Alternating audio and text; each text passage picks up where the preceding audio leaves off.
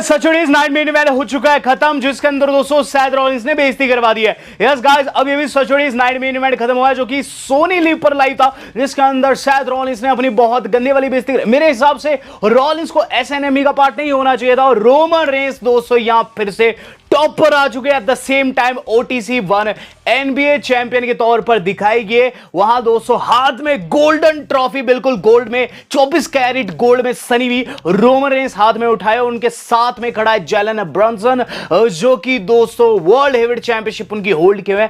तो क्या कुछ हुआ, चलिए फाफा डिस्कस कर लेते हैं। गाइस आज की एसएनएमई के अंदर हम लोगों ने ऑफ एयर कोडी एंड पंक के बीच में भिड़ंत भी देखी, साथ ही साथ देखा दोस्तों एक बड़ा टाइटल चेंज, और इसके साथ साथ सबसे जो मेन थिंग थी आज की एसएनएमई की वो थी गाइस सेलिब्रिटी पर फोकस। आज की जो सैटरडे नाइट मेन इवेंट थी ना उसके अंदर सेलिब्रिटीज को बहुत ज्यादा फोकस किया गया था, लेकिन गाइस जो कुछ यहां गंदर के साथ हुआ है मत से दोस्तों आज की एसएनएमई बहुत ही बेहतरीन रही है। जितनी भी मैंने एसएनएमई देखी है ना पास्ट में उनमें सबसे बेहतरीन यही थी।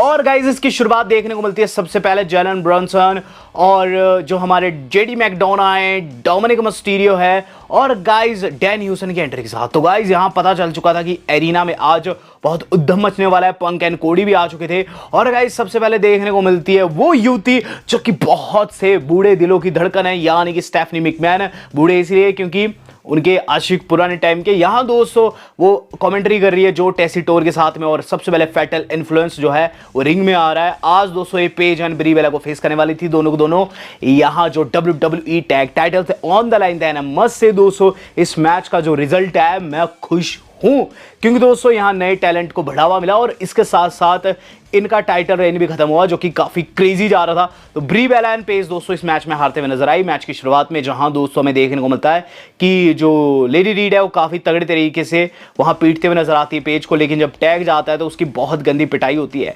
मैच के अंतिम क्षणों की बात करूं तो जेसी जेन जो कि थ्रू आउट द मैच बीच बीच में गंद डाली जा रही थी, उन्होंने क्या किया, उन्होंने पेज का दोस्तों जो वो रोल अप में लेती है जिससे उन्होंने पास में कई बार टाइटल डिफेंड भी किया था, उसे दोस्तों उल्टा कर दिया, यानी कि पेज को ही दोस्तों वहां सटका दिया। और उसके बाद पिनफॉल 1, 2 एंड 3 यहां ब्रांड न्यू चैंपियंस हम लोगों को क्राउन होते हुए नजर आए। शो की शुरुआत ही एक बड़े टाइटल चेंज के साथ हो गई थी। Fatal influence brand new tag team champions बन चुका था वुमेन सुपरस्टार्स का।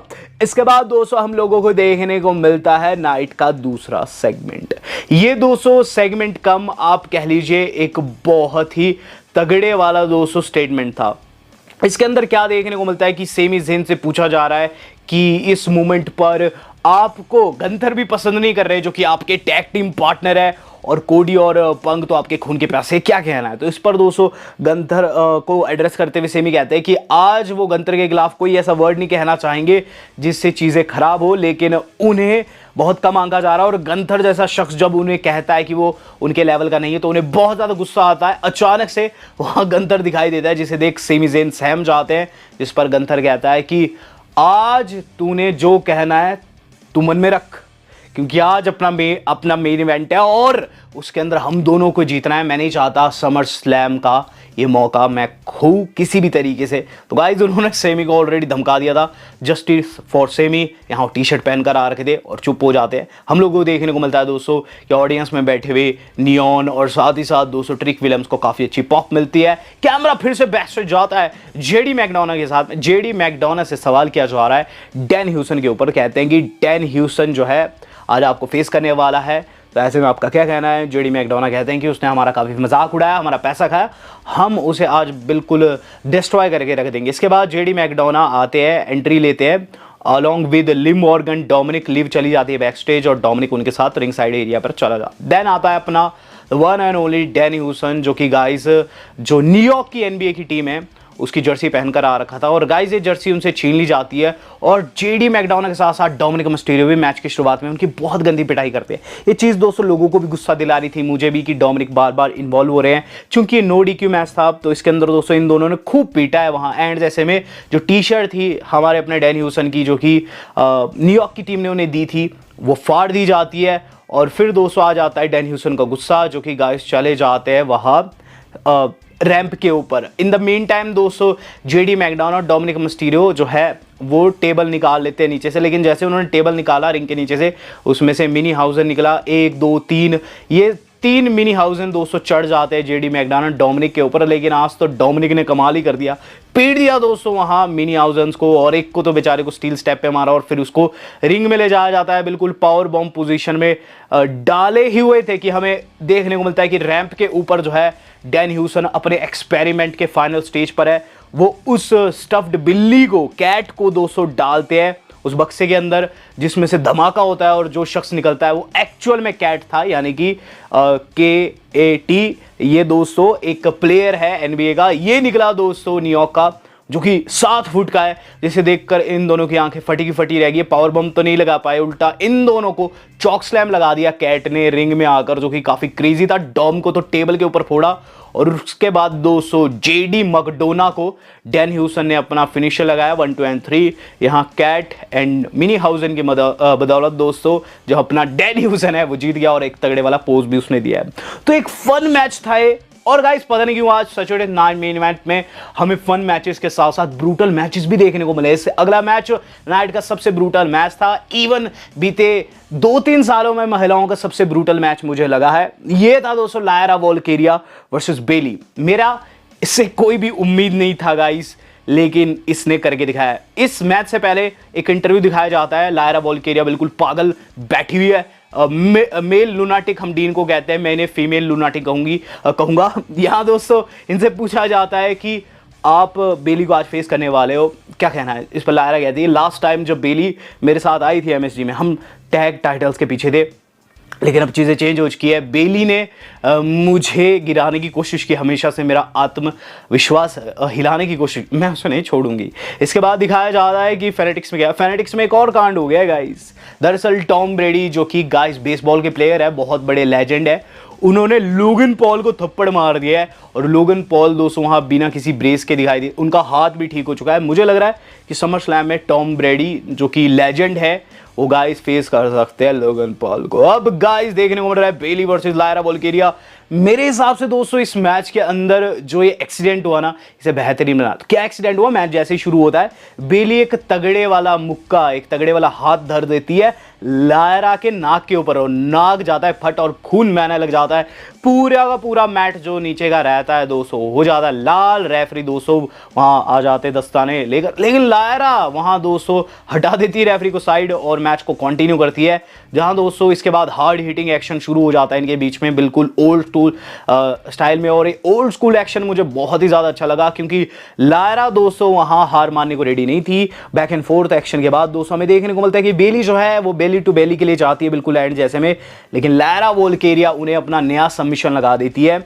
और गाइस इस चोक के चलते बेचारी बेली बेहोश हो गई और लायरा वोल्केरिया मैच को जीत गई। यस गाइस, लायरा वोल्केरिया मैच को जीत गई, लेकिन हद तो तब हो गई जब मैच के बाद दोस्तों लायरा वोल्केरिया ने एक तगड़े वाला हमला कर दिया। यस गाइस, मैच के बाद देखने को मिला लायरा वोल्केरिया बाहर बेली को सेम सबमिशन लगा देती है, जिस पर रेफ आकर दोस्तों उन्हें रोकते हैं। और उसके बाद लायरा का गुस्सा छप्पर फाड़ लायरा ले जाती है बेली को पकड़कर, वहां दोस्तों स्टील स्टेप के ऊपर अपना फिनिशर लगाती है, जो कि देखने में काफी ज्यादा ब्रूटल था। इसके बाद वो ऐसा एक्सप्रेशन भी देती है जैसे कि उन्हें कोई फर्क ही नहीं पड़ा और सारी गलती बेली की थी।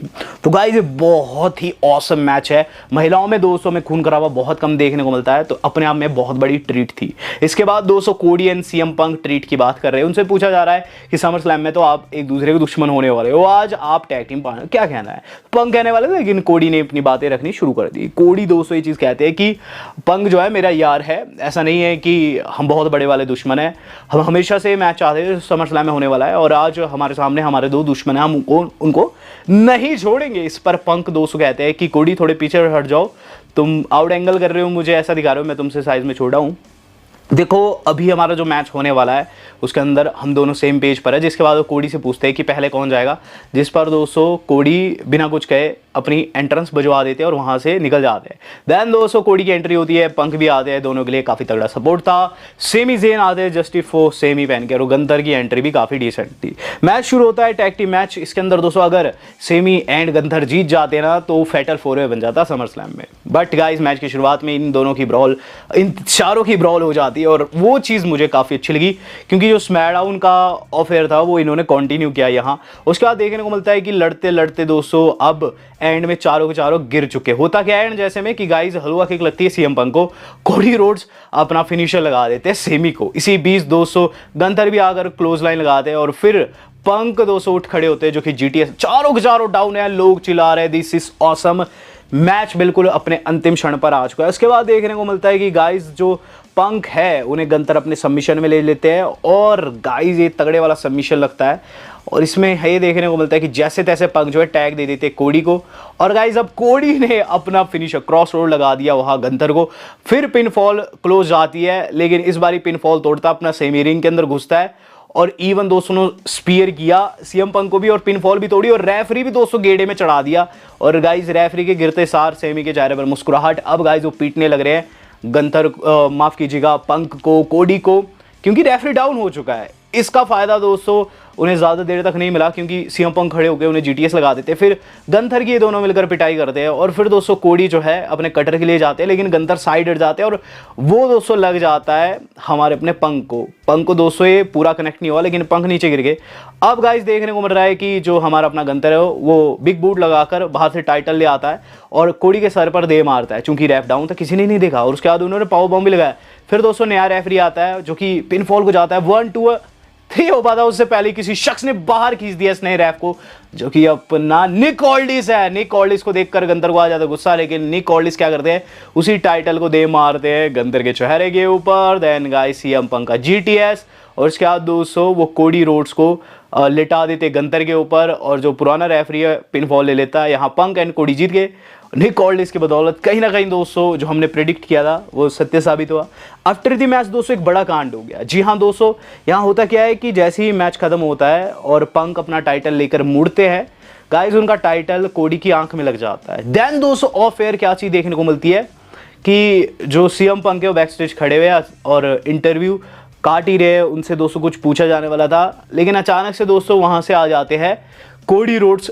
बिल्कुल तैश में कहते हैं व्हाट वाज दैट, जिस पर पंक कहते हैं क्या हुआ, जिस पर दोस्तों कोडी कहते हैं कि तूने वो जानबूझ के किया। और उसके बाद वहाँ बॉबी रूड भी आ जाते हैं जो कि ऑफिशियल है और ट्रिक विलियम्स भी रोकने की कोशिश करते हैं इन दोनों को, खासकर कोडी को। कोडी बहुत ज़्यादा गुस्से में थे, वो कहते हैं तो हमेशा इमोशनल रहता है और जानबूझकर ये सब करता है, get the F out of here. ये चीज़ दोस्तों उन्होंने कैमरामैन को कही। बहुत ज़्यादा गुस्से में थे कोडी, बिल्कुल ऐसा लग रहा था कि हील में कन्वर्ट हो जाएंगे, लेकिन उनका गुस्सा भी जायज़ है क्योंकि पंक ने जो कुछ किया शायद से जानबूझ के किया हो या फिर नहीं, वो तो हमें समय बताएगा। लेकिन जो भी है इनका ऑफ एयर बहुत तगड़े वाला पंगा हुआ, वो तो हुआ भला ट्रिक विलियम्स रूड का जो कि इन दोनों को अलग कर दिए।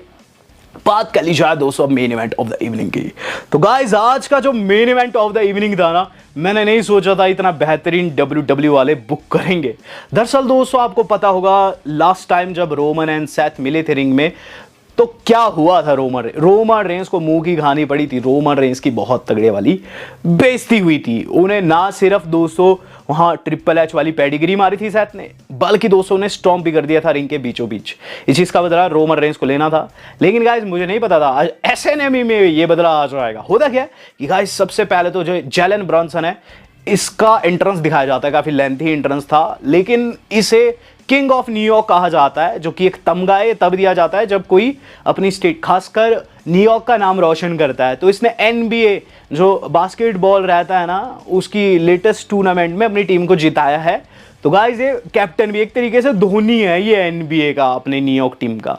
तो गाइज इसकी एंट्री दिखाई जाती है जैलन ब्रॉनसन की और इस पर दोस्तों काफ़ी चैंट लगती है। लेकिन गाइज इसमें होता गया है कि इसके एंट्रेंस के दौरान ही रोमन रेंस इन्हें रैंप के ऊपर दोस्तों ज्वाइन कर लेते हैं और फिर इन दोनों की साथ में एंट्री होती है। और गाइस क्या ही एंट्री थी, दोनों रिंग के अंदर आते हैं। फिर दोस्तों यहाँ रोमन रेंस ने अपना प्रोमो कट करना शुरू कर दिया।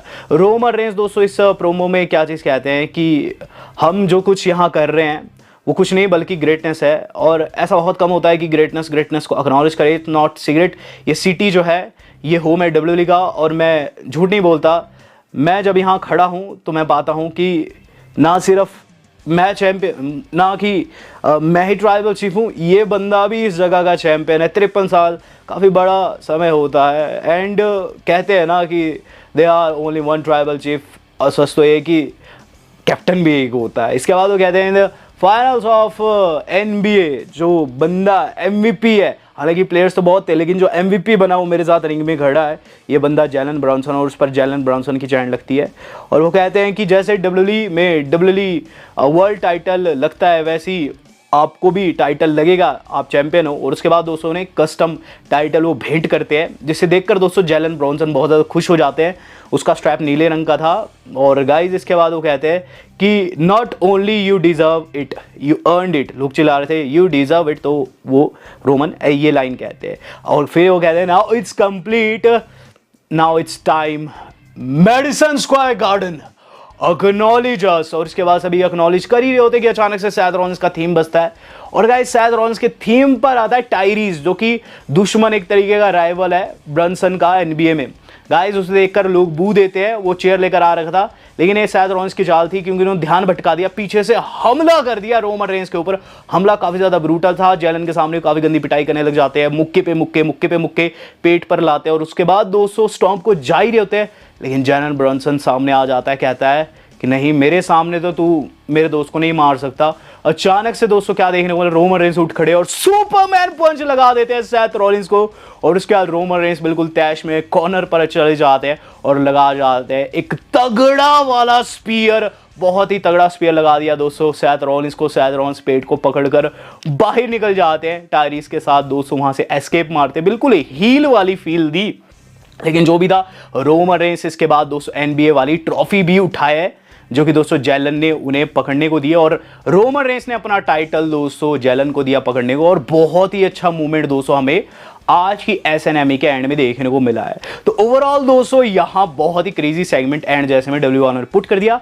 लेकिन यहाँ ध्यान देने वाली चीज़ है कि सैथ को पता नहीं क्यों उस राइवलरी में हील जैसा दिखाया जा रहा है। अब देखेंगे दोस्तों आगे क्या बनता है। जो भी दोस्तों रोमन रेंस ने अपना बदला ले लिया है, अब सवाल आपसे है कि समर स्लैम आप किसको सपोर्ट कर रहे हैं, OTC1 रोमन रेंस को या फिर रॉलिंस को? Do let me know. Video मेरी आज कितनी थी, आज तक के लिए इतना ही। धन्यवाद, शबक है।